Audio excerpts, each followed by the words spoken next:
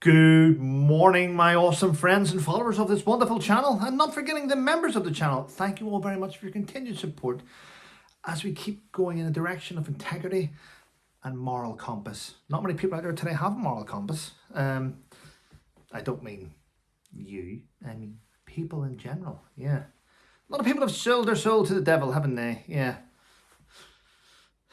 We'll not do that. We'll not do that. Anyway, it is Sunday, the 27th of October. It's the Lord's Day, the day of rest. The day of rest. Is it a day of rest for me? No, it's not a day of rest. As I told you over the last couple of days, this morning I'm going to chill. Do you know what? I've been up since the crack of dawn, thinking about how my day's going to pan out. I've already got my diary out. I've been writing notes. So, got up this morning, answered some messages. Then I heard my son getting up. Tell me this is strange. My son got up to go to the bathroom. As he was doing that, I went into the urine cupboard, got out clean sheets, went to his bedroom, stripped his bed, cleaned everything, put his pillows back, put a new mattress cover down, put the stuff to the side, made his bed up, set it the way it was, and then I went back and lay down. I mean, that's just it was in my head. I had to do it. And then I went, while you're at it, might as well do your own. So I stripped my own bed. And I've still got to put the duvet cover back on mine. But there we go. And I've made breakfast. And I've looked at the media. And I've read your emails. So it is. So Gwen's going to come down here. She's going to make her way here for 12. We'll sit here, may have a coffee. Then in Gwen's car, we're going to go to Newbury Park, park up. And then we're going to go to the underground. And we're going to go to our own areas. But we're going to relax.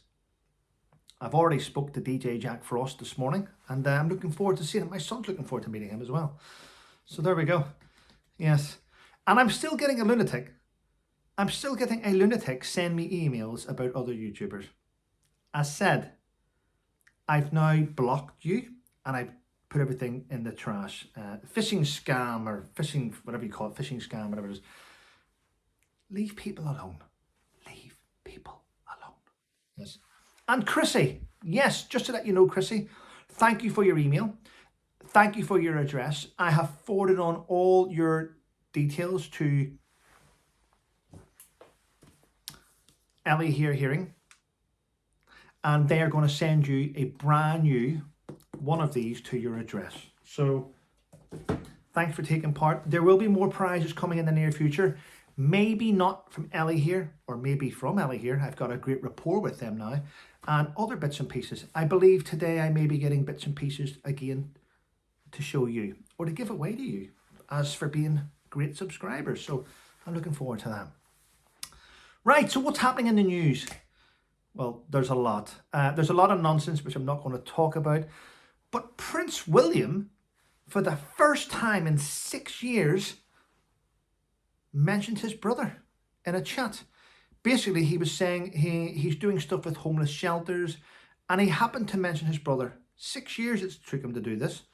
And he mentioned about he's so invested in helping fix homelessness because many years ago his mother took him and Harry to a homeless shelter to ground them and to show them how other people outside.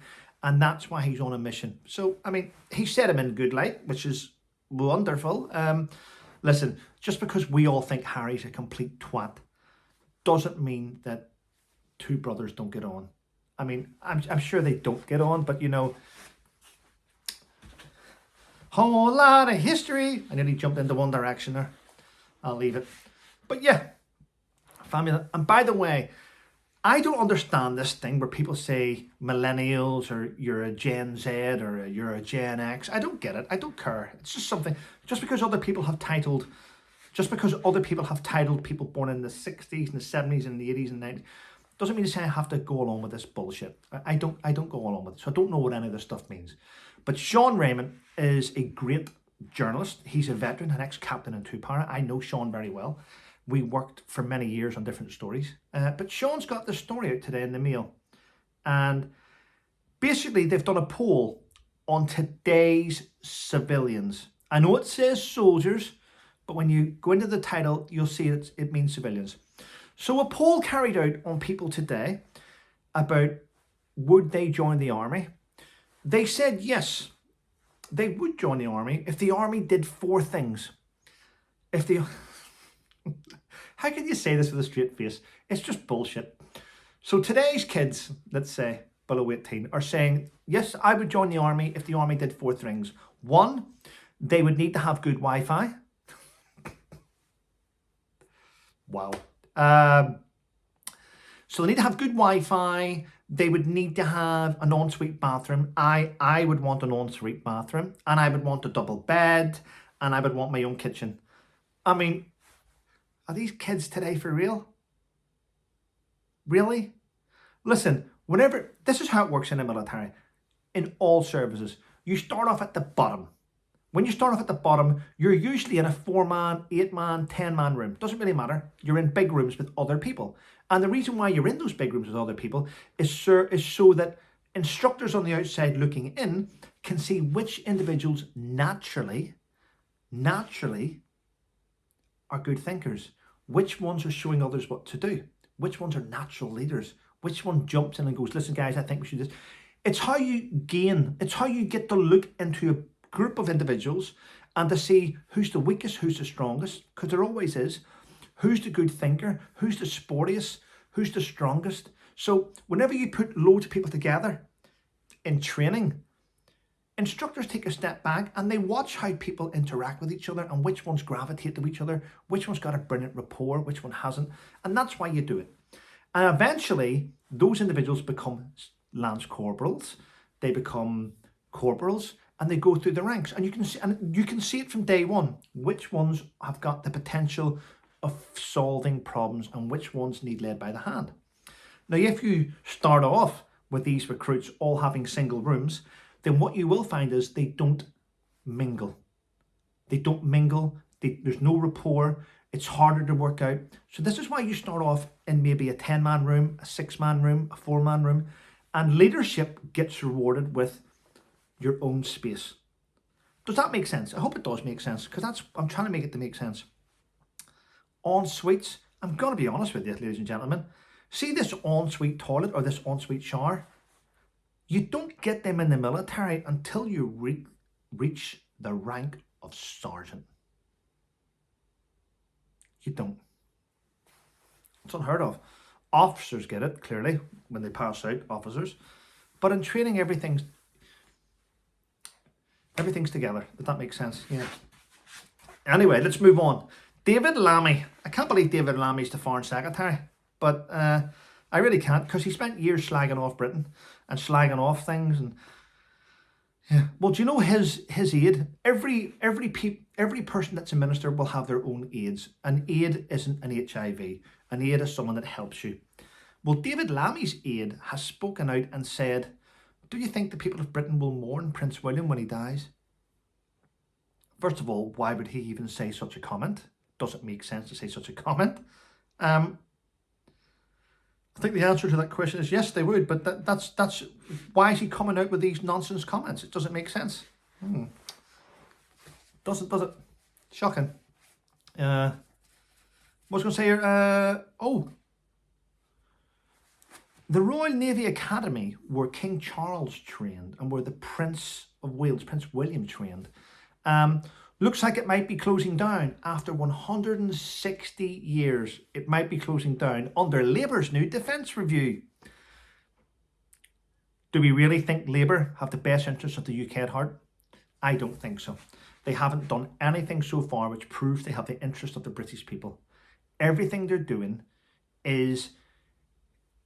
It's like it feels like, in my own opinion about prejudice, it feels like we have a domestic terrorist in charge of the United Kingdom who's doing everything he can to dwindle things away. Shocking, isn't it? It really is. Oh, and do you remember the guy that was killed the other big investigation? Chris Kaba was shot and killed by a firearms officer from the Metropolitan Police. And he got proven to be innocent, just carrying out his job. Now, because of that, gangsters that Chris Kaba was involved with put a £10,000 bounty on the Metropolitan Police's head. Now, these firearms officers normally wear their name here in Velcro like a patch so they can be identified. Well, because of that and because of the £10,000 bounty on the officer's head, there's been a decision made at the top of government that says, okay, from now on, firearms officers will not have to display their name badges to keep them safe.